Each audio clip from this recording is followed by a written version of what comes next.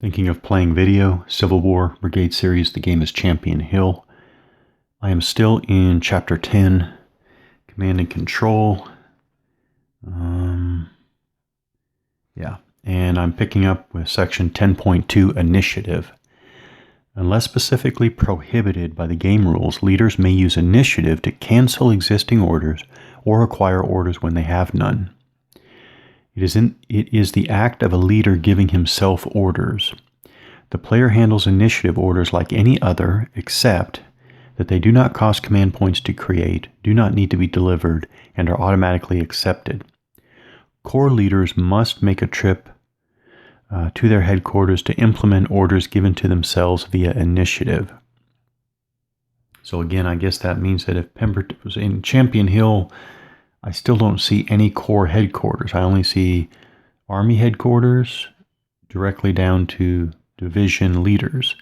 So Pemberton and his Army of Mississippi headquarters, directly down to Stevenson, commanding Stevenson's division, Bowen commanding Bowen's division, and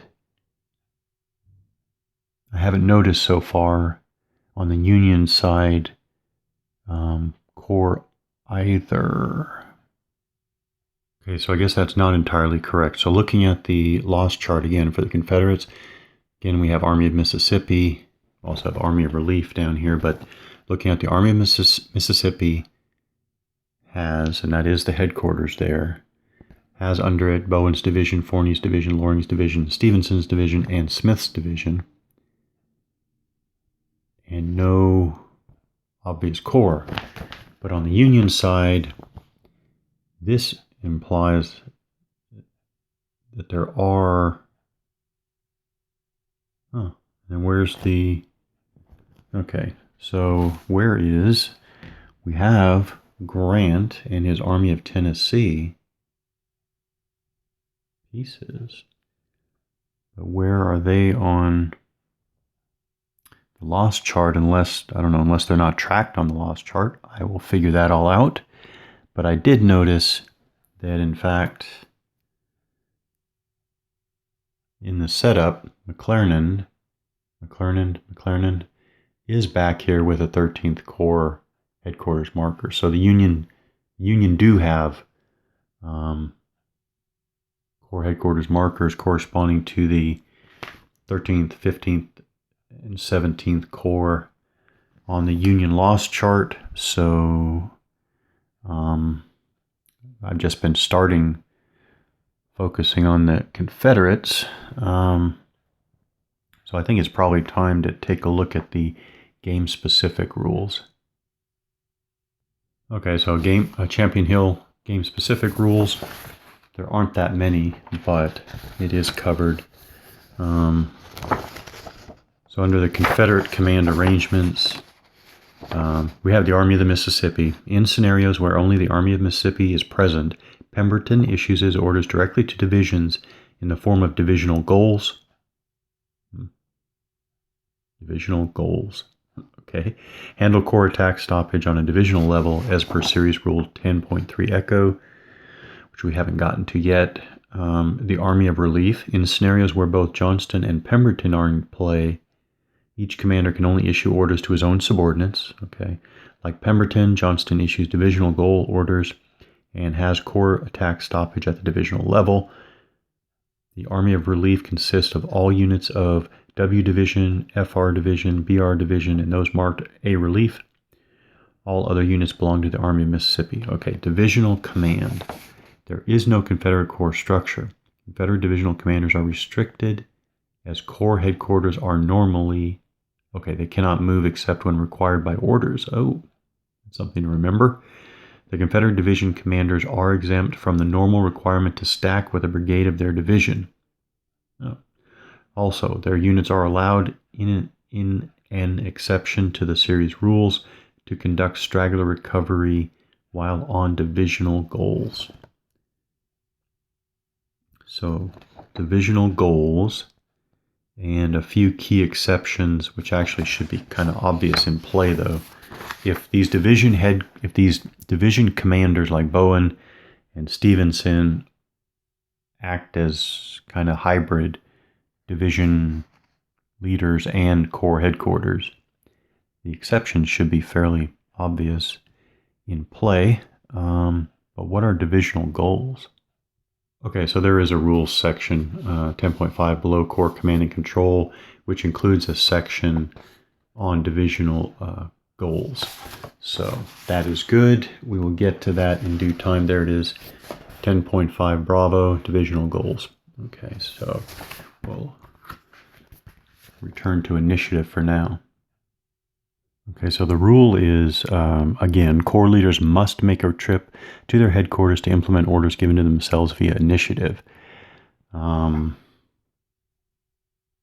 think I'm going to have to figure this out in practice. I imagine if Pemberton is over here separate, he has to go back to his Corps headquarters to get those orders that he gave to himself. But what does that mean for the Confederate division commanders? Again, I'll look at in practice how to implement these rules. But the bottom line is, how are the Confederate division commanders who are operating without a corps echelon, how do they execute initiative orders? All right. And then note that in the case of a loose cannon, the enemy player moves the corps leader into the headquarters hex so that no foot dragging occurs. Okay. Wow. Interesting. All right. A leader's successful initiative roll simultaneously cancels old orders and issues new ones. A separate roll for each function is not required. Okay. Initiative orders, once given, must be followed like any other order, unless canceled by more recent orders or further initiative use. So I guess you can use initiative upon initiative if necessary. Only wing, corps, and divisional leaders may use initiative. Okay. The Army commander may only issue formal orders. Oh. So I guess Pemberton can't. I guess Pemberton has to issue formal orders. Okay. Furthermore, in a single turn, only one leader may attempt to get initiative for a given formation. Okay. Therefore, if a divisional leader rolls for initiative, whether he gets it or not, the corps commander may roll for initiative only for his other divisions. If the corps commander rolls first, divisional commanders under him may not roll at all. It is usually best to work from the bottom up when rolling for initiative, just so the player does not inadvertently close any doors. Okay, makes sense. Getting initiative. First, determine the number of initiative points a leader has available. IPs, initiative points, equal the leader's rating. Okay, so let's take Stevenson with a rating of 3.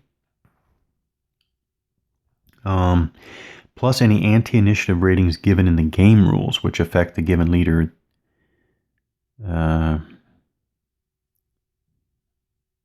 That is all those above him. Okay. Use this total to determine which column to use on the initiative table. All right, let's just say there's nothing game specific about Stevenson here. So he starts with 3. Which column to use on the initiative table? So there is an initiative table. There it is. All right, so we have an initiative table. Leader rating would be 3 for Stevenson here. So that is our column. Success, loose cannon. Okay. Which column to use on the initiative? Roll 2 dice. 10. So Stevenson rolls a 10. If the dice roll equals the number on the table or more, the leader has initiative. Okay, so Stevenson with a leader rating of 3 has a success at 10 or more. He rolled a 10. He gets initiative. Well, that seems fairly hard to get, which is not bad. If, however, a 2 is rolled, the leader becomes a loose cannon. Okay, then we go to loose cannon. We'll get to loose cannon. So next we have anti-initiative. Corps and Army, covering my light. Corps and Army leaders may be given anti-initiative ratings in the game rules to limit initiative use. So on the topic of anti-initiative, I thought I'd do a quick scan of the Champion Hill game-specific rules, and sure enough, we have a section for Pemberton's anti-initiative. Scenarios 5.1 and 5.2, Pemberton has an anti-initiative of -1 for his own subordinates. This modifier is not applicable to other scenarios. No leader in the Army of Relief has an anti-initiative. So that's an example of it being presented in the game-specific rules. If none are given, the assumed value for all leaders is 0. A leader's initiatives remain in effect if he becomes a casualty or is off map for whatever reason. Okay, initiative-based orders. This is interesting. Initiative-based orders. Initiative only bypasses the normal acceptance procedure. Initiative only bypasses the normal acceptance procedure. Players must still record and faithfully follow initiative-based orders as they would any other order. Note that leaders, okay, so we're talking about the whole, so we're talking about logging it normally, writing it down, and following it faithfully as per all the other, intents behind the design here. Note that leaders may assign divisional goals. Note that leaders may assign divisional goals may be assigned in this way. Not sure what that's supposed to mean. Initiative may not be used to issue a commander orders which are currently in delay status, okay, to that leader. Only for different orders, okay. You can't use initiative to bypass the delay mechanic. Makes sense? An ironclad rule to cover all potential variations on this theme would be impossible to write, and players are advised to look into the spirit of the rule as opposed to its literal interpretation. A player must sometimes look into himself to determine the purpose of the order he desires and its reason for being. Okay.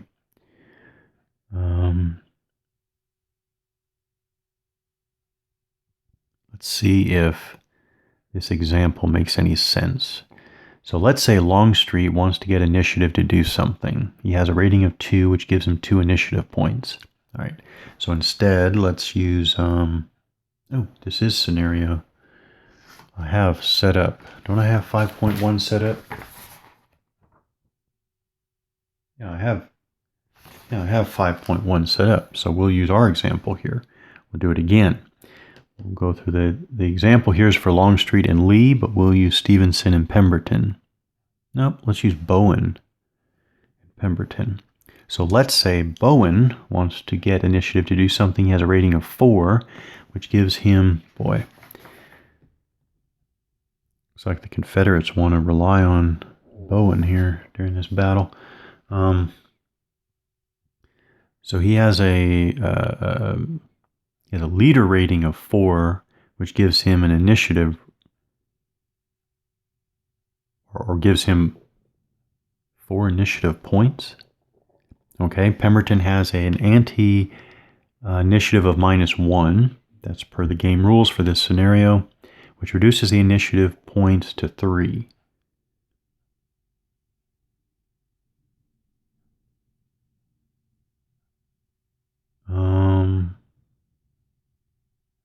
Yeah. So then he rolls, and he rolls rolls an 11, which is 10 or greater on the initiative table. So he has success. Yeah, and if he rolled a 2, he would become a loose cannon. Now assume, let's see if this works. Now assume, that wouldn't work. That wouldn't work because we don't have corps commanders here. But let's go to the Union example. Okay, move to the Union example. Here we have McClernand, commander of the 13th Corps, with a leader rating of 0. And he's stacked with his 13th Corps headquarters there, right here. So let's assume that McClernand blows his roll and does not get initiative, does not have success with initiative. Osterhaus here, one of his division commanders. So Osterhaus, division commander under McClernand's 13th Corps, wants to take charge and get initiative for his division. However, Hood, however,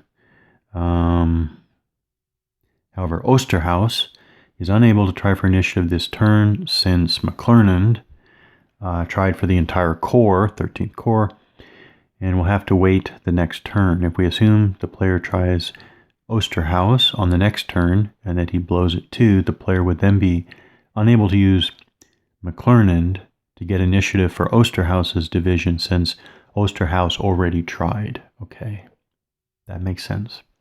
Just translated the rules, the series rules example with what we have here on the Union side at Champion Hill. So now loose cannon. To recreate the historical tendency to avoid excessive initiative and hence lack of control, we have introduced the concept of a loose cannon. Whenever a leader rolls for initiative and rolls a 2, he becomes a loose cannon. He himself and all assigned units, that is. Upon the leader's becoming a loose cannon, the owning player must notify his opponent of the fact and tell whether the leader has accepted orders currently, but not what those orders are. The opposing player now issues an order to the affected force to move for one turn in the direction of his choosing. The owning player conducts the actual movement, but must follow the order issued by the enemy, by the opposing player. This order cancels any orders the affected force may have had, leaving it in a no-order status afterwards. The movement may be an attack, retreat, or any other type of activity. Wow. This could be huge. But if it's a one-turn effect, it will not always and automatically be disastrous or very dramatic. The owning player must follow this order with a reasonable amount of gusto. Leaders usually do not drag their feet in executing their own orders. This does not mean the command must wreck itself in futile close combats, etc. Only that a reasonable amount of force be applied in execution. The opposing player cannot order the unit to attack units on its own side. Okay, so that was the section on initiative. The key components of this rules section are how a leader successfully gets initiative, and the concept of anti-initiative, which will be given in the game-specific rules generally, and loose cannons. Now I'm going to go back to the start of this chapter 10 on command and control, and now we're going to zoom out to get the background of this. There's more in this chapter, but now I'm going to go back to the start and get the overall view. Okay, Chapter 10, Command and Control. These command rules strive to be realistic but not overpowering. They embody quite simple concepts and make the game system play in a way that simulates reality well. Note that players may, as an option, play any of these games without these rules, other than command radius, which in all cases should be used. Okay. So even though this is an orders-based game design, we still have a concept of command radius. Whatever that is, haven't gotten to that yet. Okay, 10.0 alpha, headquarters units and leader positioning. Corps headquarters units are the administrative hubs of their corps. The more specific headquarters rules follow below, but a few points must be given first. Divisional leaders, like Bowen here, or Osterhaus, must stack with a unit of their division at the end of every movement. And again, these are the series rules. There are exceptions in Champion Hill. But at the end of every movement and close combat phase, unless no such units exist, in which case they are removed from play. That would be the commanders, divisional commanders. Corps leaders have no such requirement. In order to implement a newly accepted order from either the army commander or initiative, the corps leader must enter the hex of his corps headquarters at least momentarily. Okay, so this is our example of McClernand. His 13th Corps headquarters is here. And so, though he may be up here with a unit, with a brigade, he must return, even momentarily, to the hex of the headquarters to receive orders issued by Grant over here. issued by Grant and the Army of Tennessee headquarters, or to get his own initiative orders. The instant the leader touches base, the order is implemented. In other words, a leader with a new order could touch base as the first thing in movement, and that action would allow the Corps to function on its new orders in that turn. Note, upon accepting an order, the leader must make his way to his headquarters to implement it. Upon accepting an order, the leader must make his way to the headquarters to implement it. A player who stalls the implementation of an unwanted order by dallying with the leader is cheating. Okay, so I guess what we're talking about, another way of looking at it is when we roll successfully on this whole acceptance table and process, including delays, once the order is accepted, then the Corps commander must go back to get those orders and to implement it. Okay. No choosing to stay away from the headquarters to avoid the whole acceptance procedure result. Otherwise, Corps leaders are free to move. Otherwise, Corps leaders are free to move about as desired.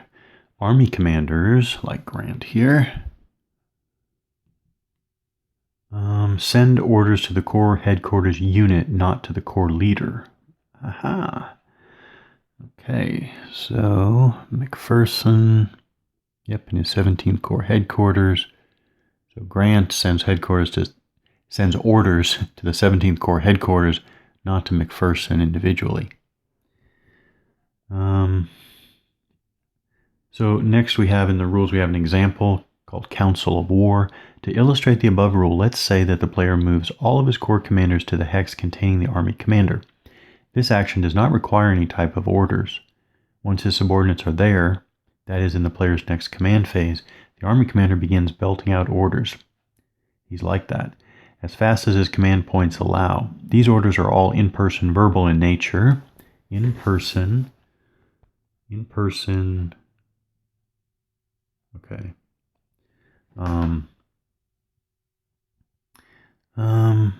In nature and subject to the best possible chance at acceptance, given order type.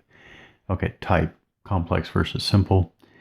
The orders are delivered at the instant they are written. In the subsequent new order acceptance phase of the same player turn, the Corps commanders lucky enough to be first in line attempt to accept their orders. For the sake of argument, assume all of them but one do. The commanders who have accepted their orders then ride back to their commands. Even though the orders have been accepted, each Corps will not begin to function until the Corps commander enters the hex of his headquarters. Note that he need not stay longer than move through the headquarters hex. He must make an appearance. What of the guy who got a delay? As he rides back to his Corps headquarters, assuming it takes a turn or more to make the trip, he may attempt to reduce the delay. Even if he reduces it while en route, the orders still do not take effect until he enters the hex of his headquarters. Okay. It's a bit clearer now. Now we have 10.0 Bravo command methods.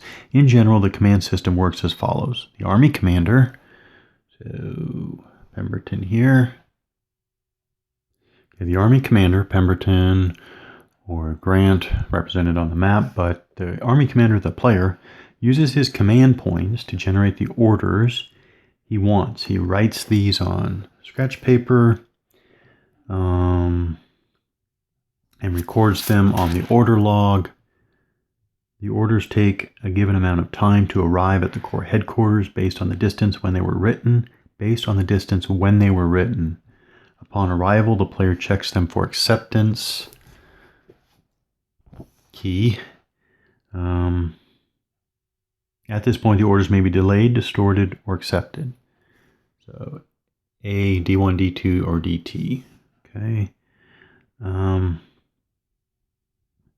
Once accepted, they must be acted on in good faith, even if game conditions have changed. At the Corps and divisional levels, leaders may cancel or self-issue orders by using initiative. Initiative works best for its historically useful role of taking advantage of fleeting opportunities or acting to forestall disaster. Sounds like that would key in some cases. Overuse of initiative invites the application of the loose cannon rule.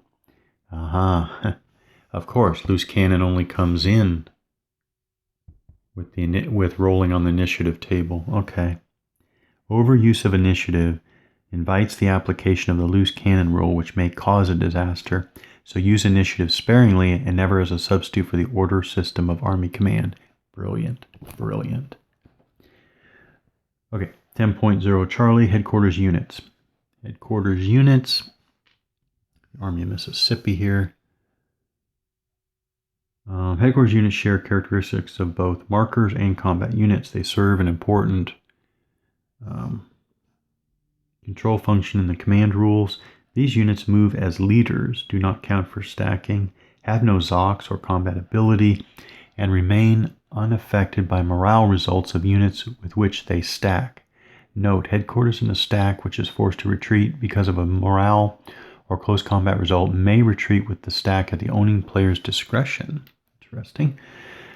They never check morale on their own. Corps headquarters, like 17th Corps here. Corps headquarters which are overrun, have enemy units enter their hex, are not destroyed but displaced to the nearest friendly stack of the same command. In the following turn, the entire command of the displaced Corps headquarters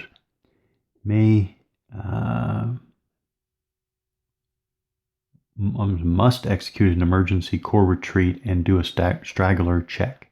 Emergency Corps retreat. Okay, hang on. Emergency Corps retreat. This is one of the reasons why the Gamers games are some of the best war games ever produced. You can fairly predict everything will be covered. So there is a section 10.4 under emergency retreat. When the Army headquarters, like Army Mississippi here, is overrun, it is flipped to its move side and placed with any friendly unit. Maybe that's a change in versions, maybe?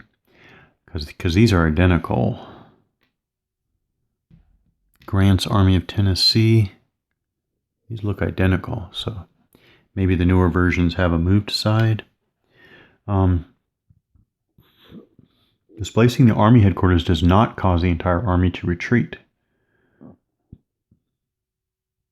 Okay, so that's different than Corps headquarters. Generally, Corps headquarters movement is strictly dependent on the current orders of their Corps.